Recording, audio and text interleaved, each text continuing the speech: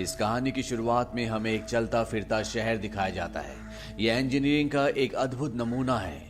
हमें बताया जाता है कि आज से कई साल पहले इंसानों ने क्वांटम हथियार बनाए थे जो कि बहुत ही खतरनाक थे, और जब इंसान आपस में लड़े, उन हथियारों का इस्तेमाल किया गया तो संपूर्ण मानव जाति लगभग पूरी तरह से खत्म हो गई। जो लोग बचे अब वो चलते फिरते शहरों में रहते हैं। ये एक तरह की विशाल गाड़ी है जिसके अंदर इंसान की जरूरत की हर एक चीज है, पर धरती पर रिसोर्सेज कम होने की वजह से ये बड़े बड़े चलते फिरते शहर एक दूसरे पर हमला करते हैं।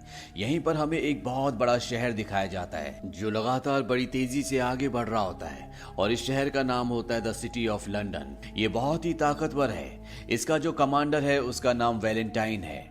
वो अपनी दूरबीन से देखता है कि एक छोटा सा शहर उनके शहर को देखकर भाग रहा है, क्योंकि वो जानता है कि ये उन्हें कैप्चर कर लेंगे। लेकिन द सिटी ऑफ लंदन लगातार उसका पीछा करती है। उसकी टेक्नोलॉजी, उसकी स्पीड, उसके हथियार सब बहुत ज्यादा एडवांस हैं। इसीलिए वो छोटा सा town the city of London से भाग नहीं पाता, और द सिटी ऑफ लंदन उसे कैप्चर करके अपने अंदर ले लेता है।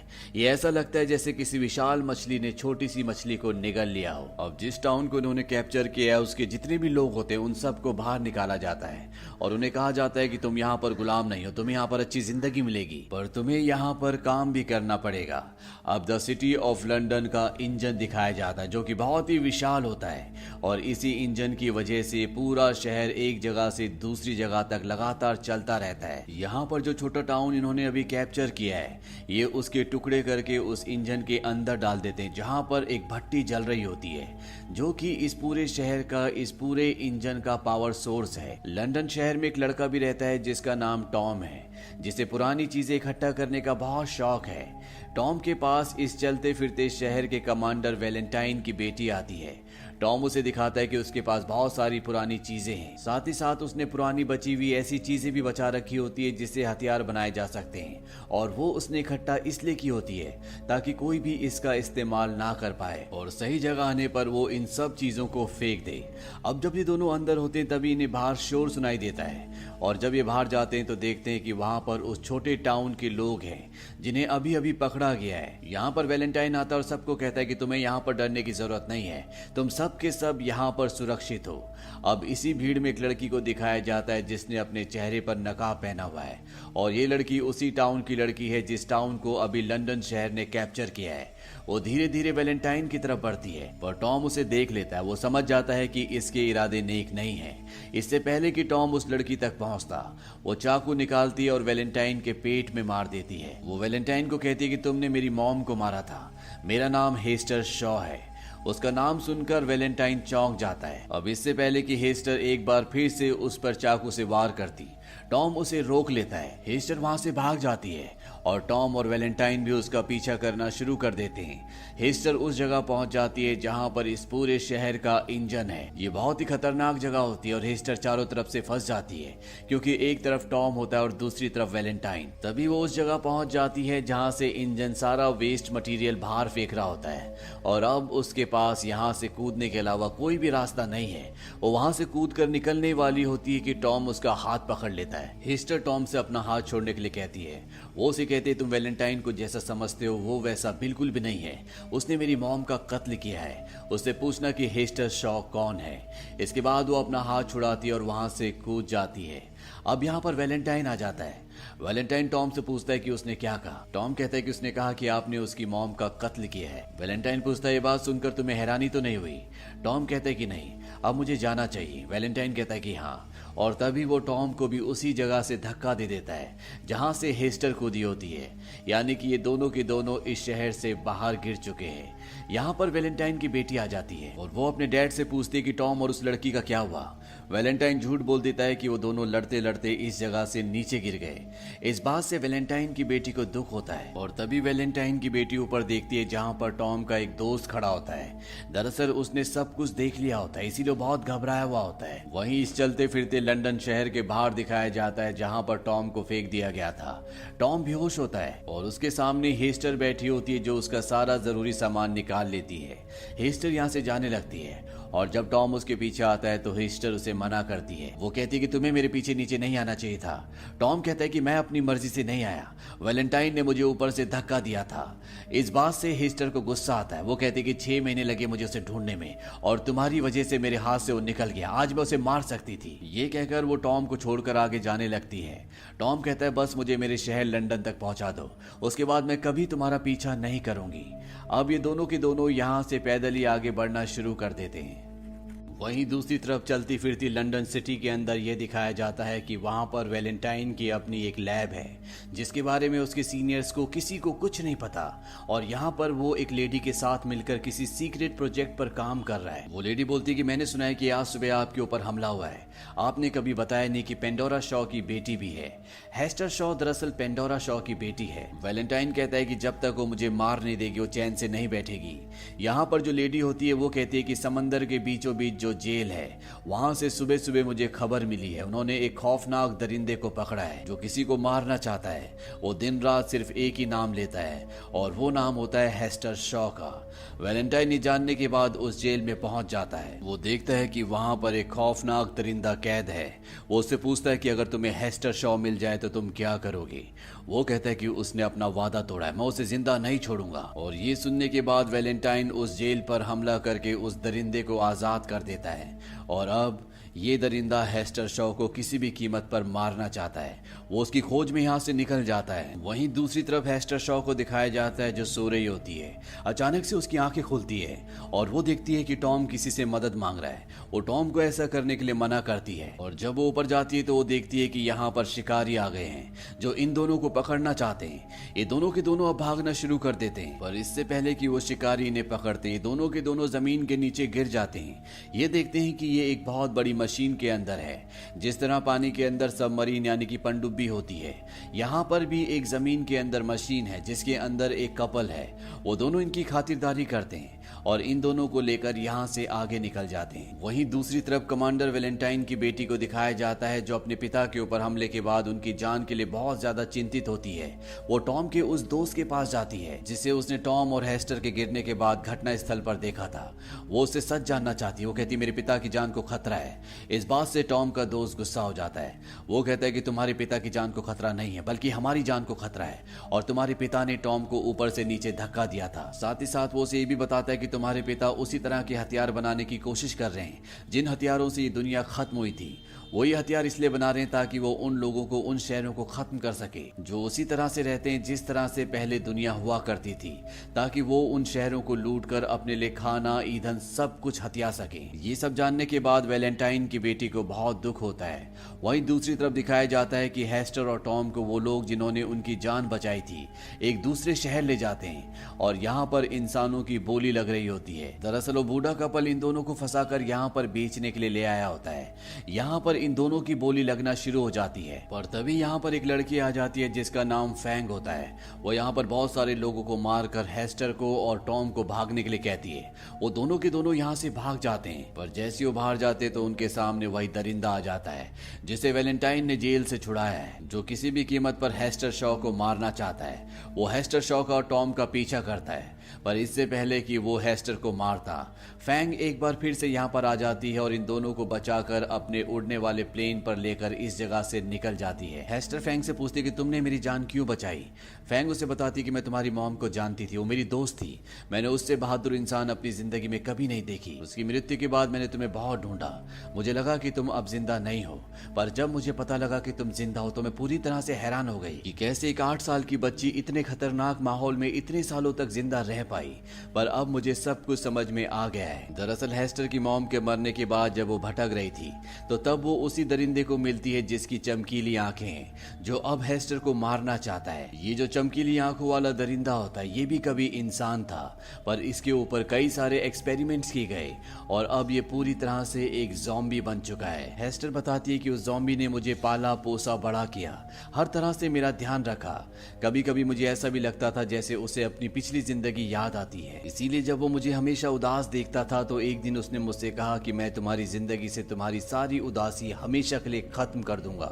इसके बाद उसने मेरे लिए अपने जैसा एक सूट बनाया। उसने मुझसे कहा कि मैं तुम्हें अपनी तरह बना दूंगा जिस तरह से मुझे बनाया गया था। हेस्टर शॉ कहती कि इसके लिए मुझे मरना पड़ेगा। वो ज़ॉम्बी कहता है बस कुछ वक्त के लिए, इसके बाद तुम्हारा दुख, दर्द, यादें सब की सब पूरी तरह से खत्म हो जाएगी। यानी कि वो खुद भी उसी ज़ॉम्बी की तरह बन जाएगी जिसके अंदर कोई भी एहसास नहीं होगा, बस बहुत ही धुंधली यादें रहेंगी। पर इससे पहले कि वो ज़ॉम्बी हेस्टर को अपनी तरह बनाता, हेस्टर वहां से भाग जाती है क्योंकि उसे अपनी मॉम की मौत का बदला लेना था। और इसी बात से वो ज़ॉम्बी गुस्से में होता है कि हेस्टर ने उसे धोखा दिया, वो उसे छोड़कर चली गई और अब इसीलिए वो ज़ॉम्बी हेस्टर को मारना चाहता है। वहीं दूसरी तरफ चलते फिरते लंदन शहर में वैलेंटाइन को दिखाया जाता है। उसके पास उसका सीनियर आता है। वो पूछता है कि यहाँ पर क्या चल रहा है। दरअसल उनकी सिटी सही दिशा की तरफ नहीं जा रही होती। वैलेंटाइन उसे अपने इरादों के बारे में बताता है। दरअसल यहाँ पर वैलेंटाइन ने मेड्यूसा को बना लिया है। मेड्यूसा वो हथियार है जिससे 60 मिनटों में इस पूरी दुनिया का अंत हो गया था और चंद ही लोग इस दुनिया में बचे थे। वैलेंटाइन का सीनियर उससे बोलता है कि तुम अपने इतिहास से कुछ भी नहीं सीखे, इससे दुनिया का सिर्फ खात्मा होगा। वैलेंटाइन कहता है कि जिसके पास मेड्यूसा होगा वही इस पूरी दुनिया पर राज करेगा, यानी कि वो इस पूरी दुनिया को अपने कंट्रोल में लेना चाहता है। और इससे पहले कि उसका सीनियर उसे रोकता, वो अपने सीनियर को गोली मार देता है। और जब वैलेंटाइन ने ऐसा किया होता है तो उसकी बेटी देख लेती है कि उसके पिता ने अपने सीनियर को गोली मारी है और अब उसे यकीन हो चुका है कि टॉम के दोस्त ने जो भी कहा था वो सब कुछ सही था। उसके पिता ने सिर्फ एक शराफत का मुखौटा ओढ़ा हुआ है। वहीं दूसरी तरफ फैंग हेस्टर और टॉम को अपने बेस पर ले आती है, जहां पर वो इन दोनों को अपने साथियों से मिलाती है। इन सबको अभी नहीं पता कि वैलेंटाइन का आगे क्या प्लान है। फैंग हेस्टर से पूछती कि तुम्हारी मॉम को जिस दिन वैलेंटाइन ने मारा था उस दिन क्या हुआ था। हेस्टर बताती कि वैलेंटाइन ने उस दिन मेरी मॉम से कोई पुराना तकनीकी बॉक्स छीना था, इससे ज्यादा मुझे कुछ भी नहीं पता। तभी यहाँ पर एक आदमी बोलता है कि 6 महीने पहले वैलेंटाइन ने फ्यूजन इन्वर्टर सेल खरीदा था। और ये सुनने के बाद टॉम को सब कुछ समझ में आ जाता है। वो पेपर पर एक स्केच ड्रॉ करता है और उसे वो हेस्टर को दिखाता है। वो उससे पूछता है कि जब तुम्हारी मॉम से वैलेंटाइन ने बॉक्स छीना था, क्या उस बॉक्स के ऊपर ऐसा निशान था। हेस्टर कहती है कि हाँ। टॉम कहता है कि तुम्हारी मॉम को एक कंप्यूटर कोर मिला था जिससे क्वांटम एनर्जी वेपन बनाए जा सकते हैं। और यहाँ पर सब समझ जाते हैं कि अब वैलेंटाइन ने मेड्यूसा का निर्माण कर लिया है जिससे वो पूरी दुनिया को दोबारा से तबाही की राह पर ले जा सकता है। टॉम से पूछा जाता है कि मेड्यूसा को कैसे बंद किया जा सकता है। वो कहता है कि इसका सिर्फ एक ही तरीका है और वो है क्रैश ड्राइव। क्रैश ड्राइव एक तरह की चाबी है जो मेड्यूसा को पूरी तरह से बंद कर देगी, तबाह कर देगी। वैलेंटाइन भी किसी भी कीमत पर उस चाबी को हासिल करना चाहेगा, लेकिन किसी को नहीं पता कि वो चाबी, वो क्रैश ड्राइव कहाँ पर है। अब यहाँ पर वही ज़ॉम्बी आकर हमला कर देता है जो किसी भी तरह से हेस्टर को मारना चाहता है, पर टॉम उसके आगे आ जाता है। वो टॉम को उठाकर जमीन पर पटक देता है और जब वो टॉम को मारने वाला होता है तभी उसे हेस्टर रुकने के लिए कहती है। हेस्टर की आंखों में आंसू होते हैं। ये देखकर वो ज़ॉम्बी रुक जाता है। वो कहता है क्या तुम्हें इसने दर्द दिया। वो कहती नहीं, मुझे इसने दर्द नहीं दिया, तुम्हें इसे छोड़ना होगा। और उसके कहने पर वो ज़ॉम्बी उसे छोड़ देता है क्योंकि कहीं ना कहीं वो हेस्टर को अपनी बेटी मानता है। उसने हेस्टर को बड़ा किया है। वो पूछता है क्या तुम इससे प्यार करती हो, पर हेस्टर इसका कोई जवाब नहीं देती और अब उसके अंदर अपने आप ही शॉर्ट सर्किट होना शुरू हो जाते हैं। वो हेस्टर को एक लॉकेट देता है। वो कहता है कि जब तुम मुझे मिली थी ये तुम्हारे गले में था, ये तुम्हारी एक अमानत है। साथ ही साथ वो उसे ये भी कहता है कि मैं तुम्हें तुम्हारे वादे से मुक्त करता हूँ। दरअसल हेस्टर ने उससे वादा किया था कि वो उसी की तरह बन जाएगी, पर अब वो वैसी नहीं बनना चाहती। यहाँ पर वो ज़ॉम्बी कमजोर होना शुरू हो जाता है और उसकी कुछ पुरानी यादें ताज़ा हो जाती हैं, जिसमें वो हेस्टर को और अपने परिवार को देखता है। और वो एयरबेस जहाँ पर ये सब के सब होते हैं वो ऊपर से नीचे गिर जाता है और इस तरह से इस ज़ॉम्बी का, जो कि इंसानों से भी बेहतर होता है, उसका अंत हो जाता है। पर यहाँ से टॉम, हेस्टर, फैंग सब के सब निकल जाते हैं और पहुंच जाते हैं शेंगू। ये धरती पर एक ऐसा शहर होता है जहाँ पर इंसानी सभ्यता आज भी उसी तरह से बसती है जैसे दुनिया के विनाश से पहले बसा करती थी।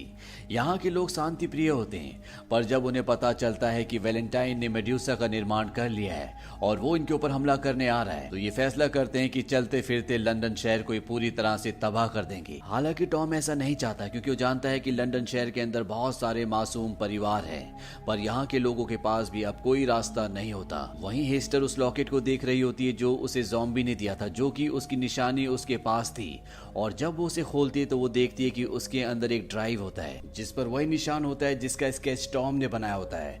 वो टॉम के पास उस ड्राइव को ले जाती है। टॉम समझ जाता है ये क्रैश ड्राइव है जिससे मेड्यूसा को पूरी तरह से खत्म किया जा सकता है। दरअसल हेस्टर की मॉम ने इसे लॉकेट के अंदर डालकर उसके गले में डाल दिया था। वहीं अब वैलेंटाइन मेड्यूसा से इस शहर की दीवार पर, जिसे आज तक भेदा नहीं किया, हमला कर देता है और मेड्यूसा के हमले से दीवार पूरी तरह से ध्वस्त हो जाती है। और अब यहाँ से फैंग और उसके साथी लंदन शहर की तरफ बढ़ चलते हैं। मेड्यूसा को लगातार नहीं चलाया जा सकता क्योंकि उसे चार्ज होने में कुछ वक्त लगता है।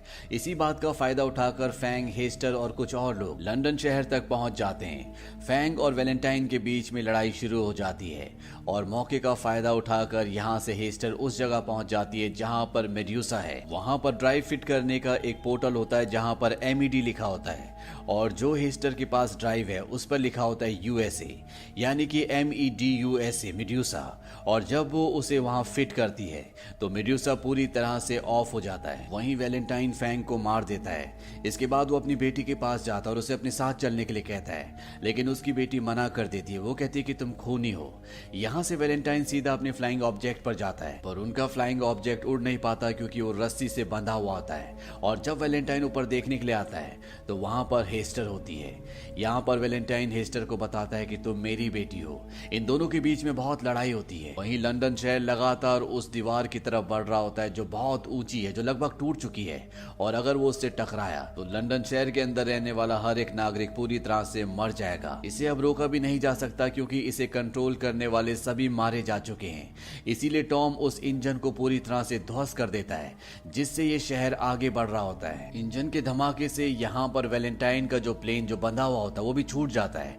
वो हवा में उड़ना शुरू हो जाता है और जब इन दोनों के बीच में हाथापाई हो रही होती है तभी टॉम वहां पर अपना फ्लाइंग ऑब्जेक्ट लेकर आता है।